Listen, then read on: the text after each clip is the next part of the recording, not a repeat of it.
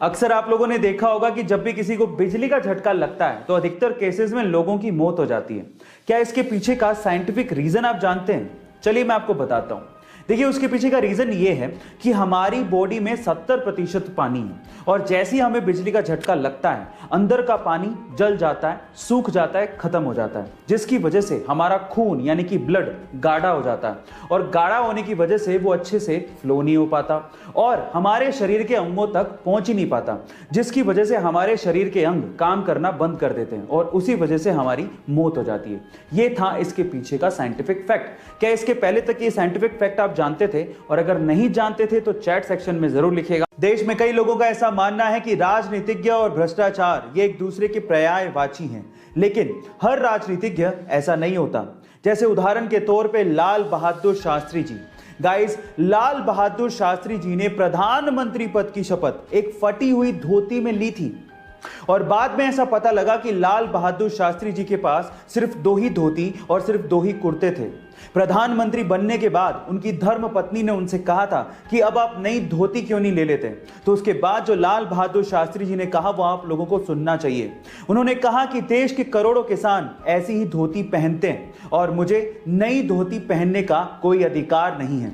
Guys, आपका लाल बहादुर शास्त्री जी के सरल जीवन के बारे में क्या कहना है चैट सेक्शन में जरूर लिखेगा। चीन के एक शहर हुबेई में यांगजी नदी के ऊपर एक डैम बना हुआ है। इस डैम का नाम है 3 जॉर्ज डैम। ये डैम 2335 मीटर लंबा और 181 मीटर ऊंचा है।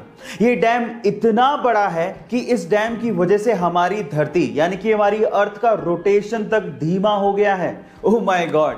क्या इसके पहले तक इफेक्ट आप जानते थे? और अगर नहीं जानते थे तो चैट सेक्शन में जरूर लिखिएगा।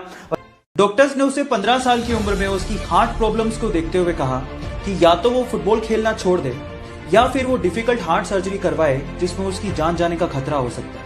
फुटबॉल खेलने का जुनून इतना सवार था कि उसने वो हार्ट सर्जरी करवाई।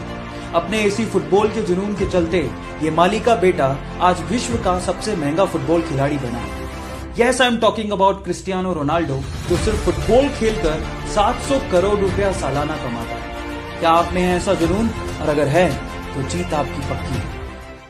माइकल फेलिप्स ने 2008 में पब्लिकली अनाउंस कर दिया कि वो अगले ओलंपिक में 8 गोल्ड मेडल जीत के लाएगा। फिर क्या था, मीडिया ने, लोगों ने उनका मजाक उड़ाना शुरू कर दिया। लेकिन माइकल फेलिप्स ने इन्हीं लोगों की इन बातों को अपना मोटिवेशन बनाया और दिन में 12-12 घंटे स्विमिंग की प्रैक्टिस करने लगे। अचानक से एक एक्सीडेंट में उन्होंने अपना हाथ फ्रैक्चर कर लिया। डॉक्टर ने साफ मना कर दिया कि अगले ओलंपिक में आप पार्टिसिपेट नहीं कर सकते। लेकिन इसके पागलपन के आगे मुसीबतें कुछ नहीं थी। उसने पैरों से स्विमिंग करनी शुरू कर दी और फाइनली फिर क्या था, अगले ओलंपिक में एक वर्ल्ड रिकॉर्ड के साथ टोटल 8 गोल्ड मेडल उसने जीते। इसी को कहते हैं, अगर आप जिद करते हो तो जीत आपकी पक्की है।